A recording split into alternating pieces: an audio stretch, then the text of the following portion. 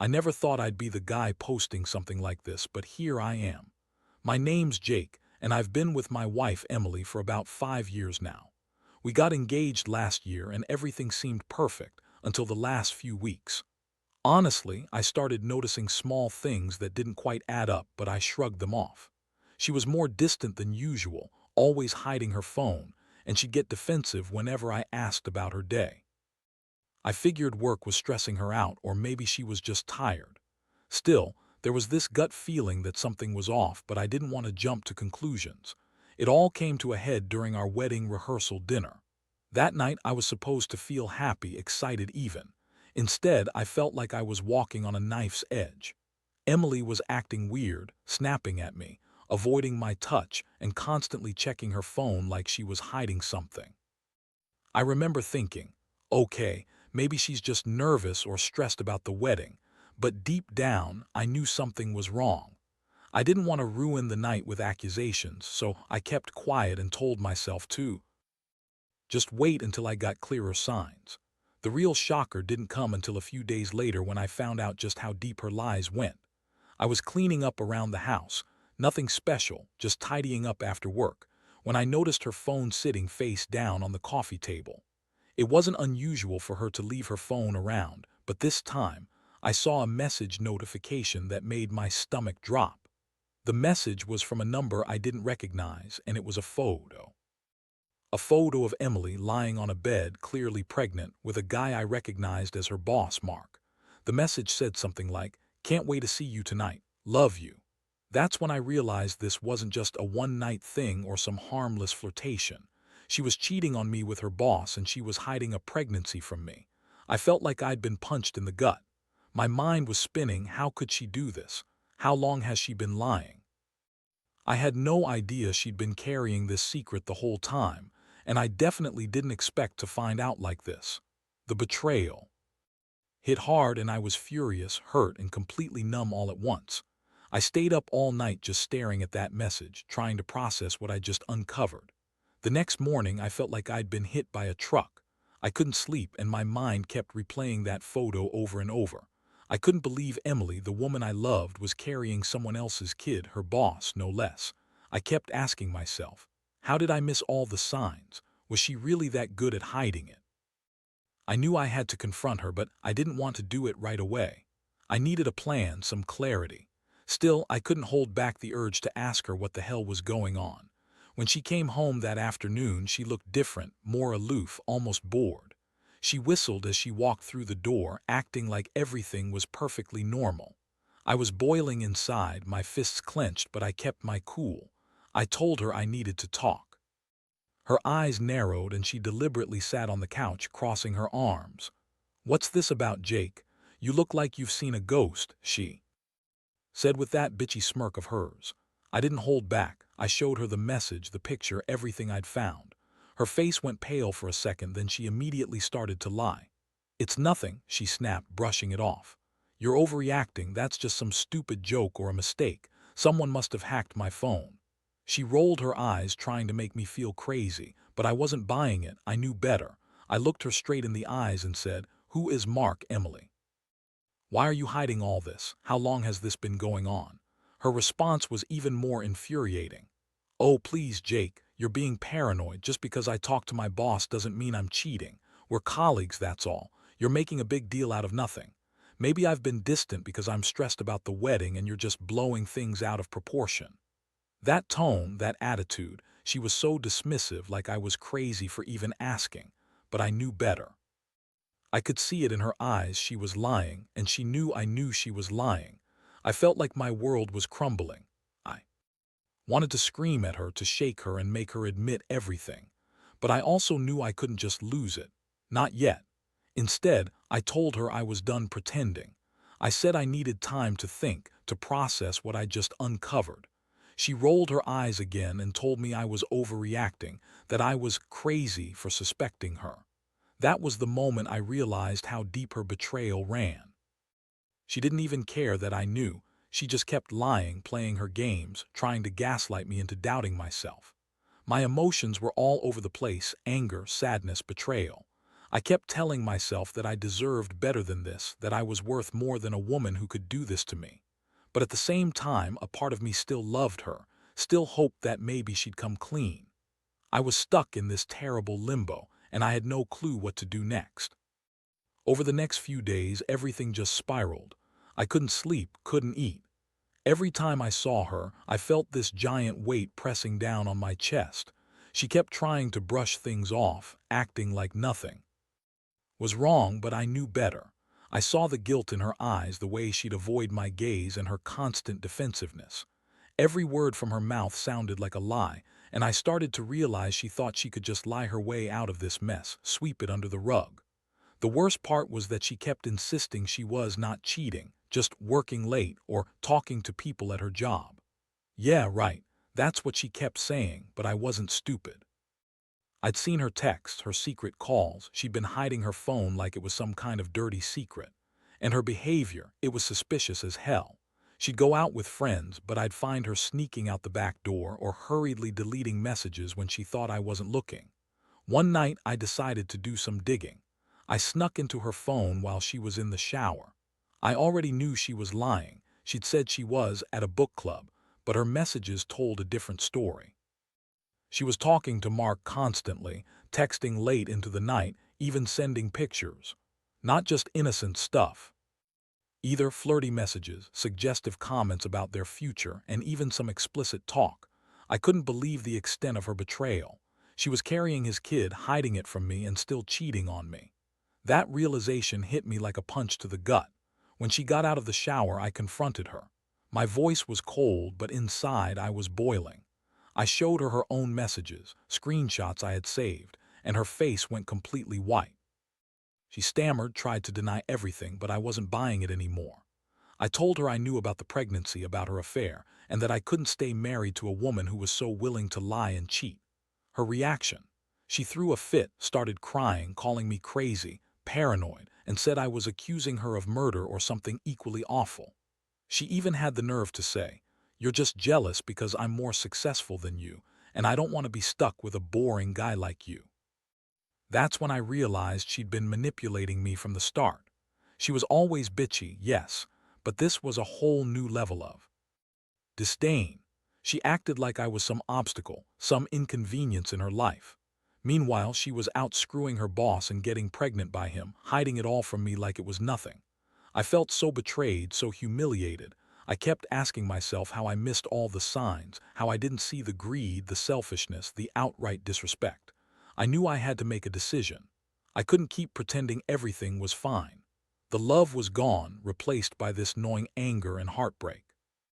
I told her she had to leave, that I wasn't going to be part of that kind of lie anymore. She looked at me with that same bitchy smirk, told me I was overreacting and that I'd regret kicking her out. But I knew there was no coming back from this. Her lies, her betrayal, they cut too deep. And honestly, I felt terrible, but I also felt free for the first time in days.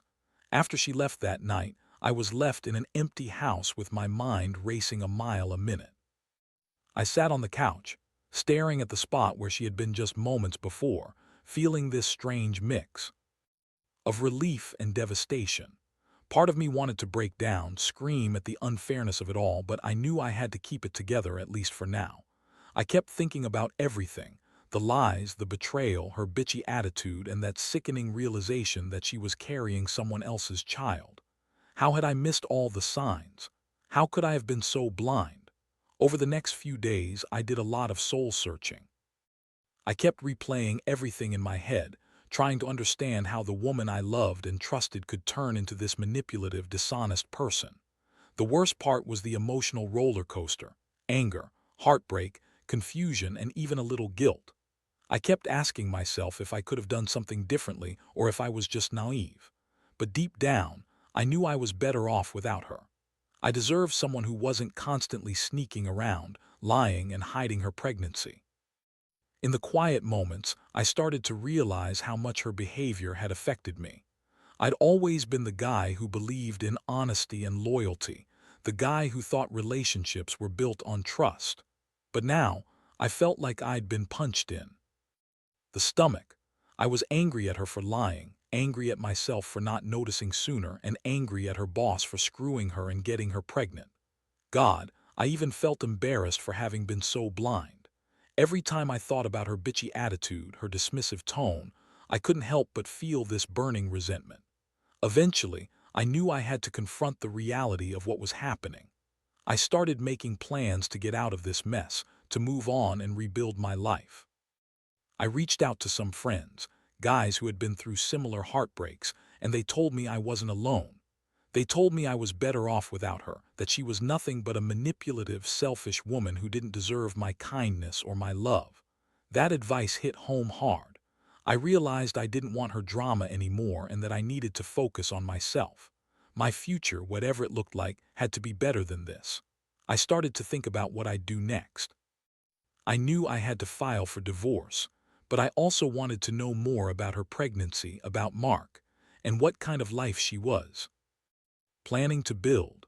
I was angry at her for hiding all this, but I also felt a strange sense of detachment. It was like I'd been given a hard lesson in trust and betrayal, and I had to figure out how to pick up the pieces. I wasn't going to sit around and dwell. I was going to take control of my life again, even if it hurt like hell. I just kept telling myself, this is the end of her manipulation, and now I'm starting over where I won't get hurt again. The decision to divorce wasn't easy, but it was the right one. I knew I couldn't stay in a marriage built on lies and betrayal. I made an appointment with a lawyer, gathered all the evidence, the screenshots, the messages, everything I'd uncovered, and prepared myself for the inevitable fight. I also started digging into her pregnancy more, trying to find out if she'd told Mark or if she was planning some kind of secret life with him and her kid. Every new detail made my stomach turn, but I couldn't stop myself. I needed answers, even if they tore me apart. When I finally sat her down to tell her I was filing for divorce, she flipped out. She started screaming, calling me crazy, jealous, and unstable. She claimed I was trying to ruin her life, that it was all some crazy misunderstanding, and that she loved me. She also kept insisting that she was pregnant with her boss's baby, that it was not a big deal, and that I should just get over it. She was so bitchy and dismissive, like I was the problem, not her. It was infuriating, the audacity of her to act like she was the victim. I looked her straight in the eyes and told her, "You lied, you cheated, and you're carrying someone else's kid. I'm done, I can't trust you anymore." She started crying, throwing fits, begging me to stay, saying I was overreacting and that she'd never do something like this. Honestly, I just felt numb. I knew I'd never look at her the same way again. Her tears seemed so fake, so staged. All I could think about was how she'd betrayed me, how she'd callously lied to my face even when I knew the truth. The divorce process was ugly, of course. She tried to manipulate the situation, to make me feel guilty, but I stayed firm. I knew I deserved better. I also made it clear that I wanted no part in raising her kid, that I was filing to get full custody if it came to that. I didn't want to be tied to her ongoing lies or to her manipulative attitude. I wanted to cut ties completely and start over. Even as I signed the papers, I felt a strange mixture of relief and sadness. It hurt knowing I was losing someone I once loved, but I also knew I was finally free from her toxicity. Looking back now, I realize how much I learned from all this. Trust is everything in a relationship, and once it's broken, it's nearly impossible to fix. I also learned that some people are just selfish, manipulative, and willing to destroy what they have for their own benefit, like Emily did. But I also learned that I'm stronger than I thought. I survived her betrayal, and I'll be okay. It's going to take time to heal, but I know I'll come out of this better, wiser, and more cautious about who I let into my life. My advice to anyone going through something similar: don't ignore the signs, trust your gut, and never let someone treat you like an option. You deserve honesty, loyalty, and respect, nothing less. Now that all is said and done, I've had some time to reflect on everything. Honestly, I never thought I'd find myself in a situation where I'd be the guy posting about betrayal, heartbreak, and lies. But life has a way of surprising you, and sometimes it hits you hard and teaches you lessons you never wanted to learn. I used to believe in happily ever after, in honesty and loyalty, but I've come to understand that not everyone values those things. What I've learned most of all is that you have to trust yourself first. When you notice signs of trouble, small things like secretive phone habits, evasiveness, or emotional distance, pay attention. Don't ignore your gut. Because once the betrayal sinks in, it's a long, painful road back. I also learned that it's okay to cut someone out of your life if they're not willing to treat you with respect. No matter how much you love them or how much history you have, some people are just not worth the pain. Most importantly, I've realized that healing takes time. I'm still healing and I won't pretend it's easy. There are days I feel angry, days I feel numb, and days I question everything. But I also know now that I am capable of surviving this. I've come out stronger, more aware, and more cautious about who I let in. I don't trust easily anymore, but that's okay. I'd rather be cautious than get blindsided again. To anyone reading this who might be going through something similar, trust your instincts. Don't let anyone make you feel guilty for seeing the truth, because in the end, you deserve honesty, respect, and someone who truly values you, not excuses or lies. You'll get through this, even if it feels like the end of the world right now. Sometimes, the biggest heartbreak opens the door to a better, stronger version of yourself. And that's what I'm holding onto now.